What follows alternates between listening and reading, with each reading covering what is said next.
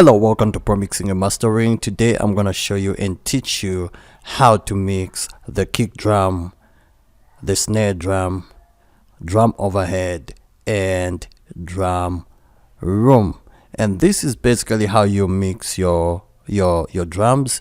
And I know a lot of you guys sometimes find it hard to mix your kick drum, snare drum, drum overhead, and drum room, and just all those instruments, just putting them together and making them sound great. So the first thing that we are gonna look at is the kick drum.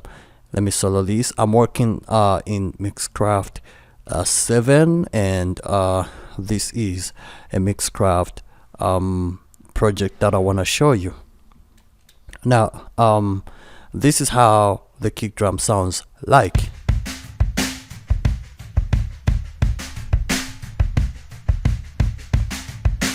This is how you mix it when we come to the effects, the plugins that you use, compressors and EQs, and it depends on the type of how many compressors that you want to use and how many EQs that you want to use. But in this case, there is just a compressor.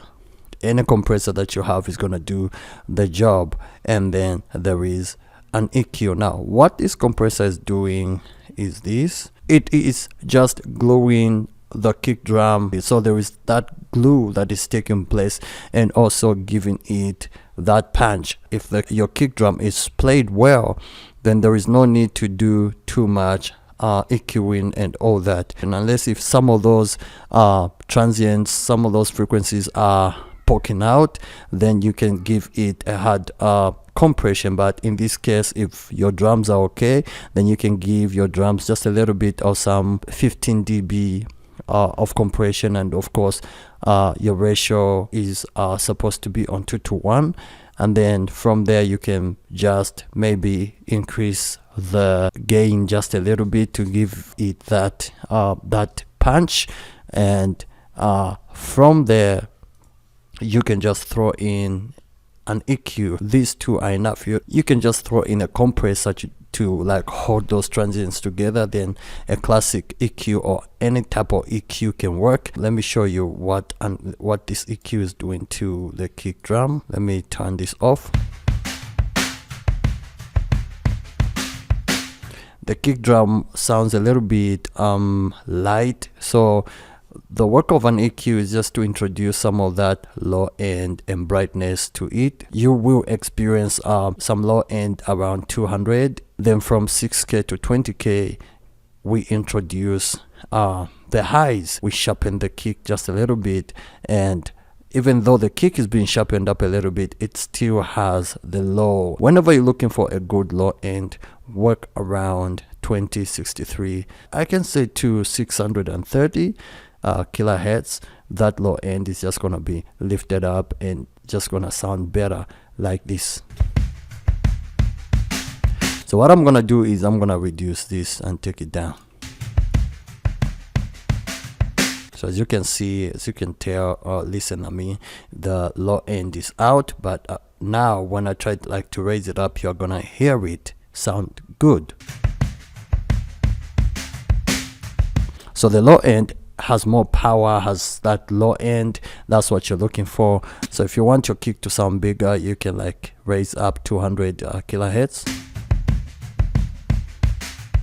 If you don't want to if maybe your kick drum is muddy and you don't want to it's just too boom, it's muddy, of course you can work around 200 kilohertz and just reduce it a little bit. It cleans up the kick drum if you want to clean up the kick drum. But if the kick drum is okay and it just needs more power, you can raise up 200 kilohertz area. You can still raise it up like this. See that? Then around 630, you can still just a little bit, you can raise it up a little bit,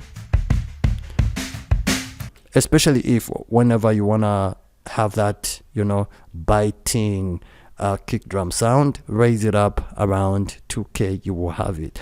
Then from there you can raise up 6,000 to 20,000. You can raise up these two like brighten up and open it up. So whenever you want to open up your kick drum, just raise up this 6.3 thousand K and also 20,000 K. Your drum will just open up and will sound wider, and at the same time will sound better. Take a listen to what's happening. The kick sounds darker and closed up, and now I'm gonna raise this up just to open it up.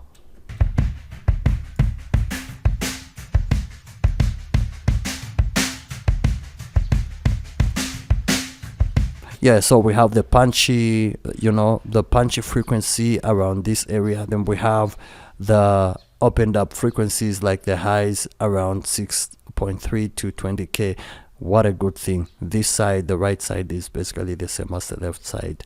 So you can load up a compressor on your kick drum, and an EQ, any type of EQ will work in that area. Then the next one that you will have is a snare drum, and a snare drum sounds like this. Yeah, this is a snare drum, a little bit lifted up. So whenever you wanna work on the snare drum, these are the things that you add on your snare drum. A compressor. Why a compressor? I'm gonna show you why. Because you just want it to sound solid. So whenever you wanna make your snare drum to sound solid, throw in a compressor, and the compressor is gonna control some of those peaks like this.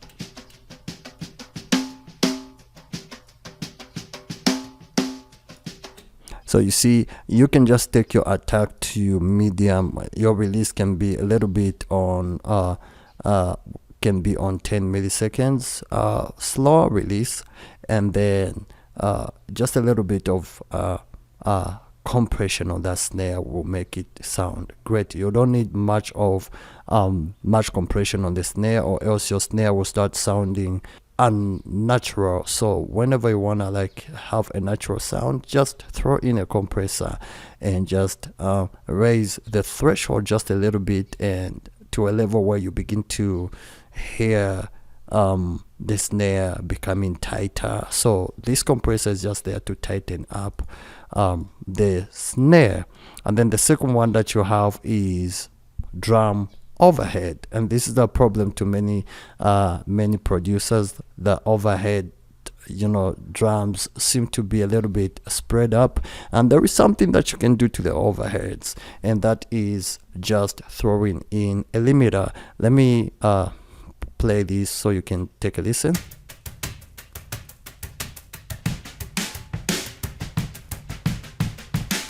So you can throw in a limiter to your overheads, and what a limiter is doing, or what a limiter will do to your overheads, is that it will limit those frequencies or those peaks from spreading anyhow. It will hold them together. So a limiter is necessary on your overheads, especially when you wanna hold the frequencies together, when you just want the overheads not to spread. For example, let me play this. I'm gonna take the limiter threshold to -20 dB, and you'll begin to hear that the overheads will start spreading.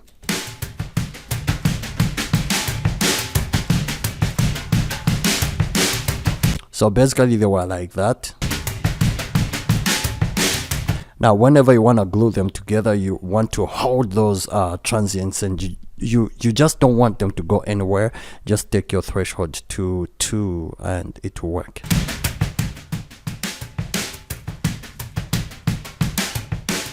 This holds together the overheads. Now the next one is the drum room.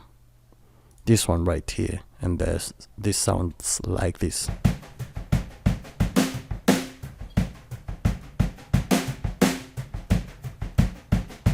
A little bit punchier, and to hold the drum room together, also a limiter. You can throw in a limiter, but not necessarily like over doing it. You have to like allow them to just spread a little bit. These are like drum room, they have to just spread a little bit, so you can use a limiter and then hold them just a little bit, or compress them just a little bit. A limiter is also a compressor.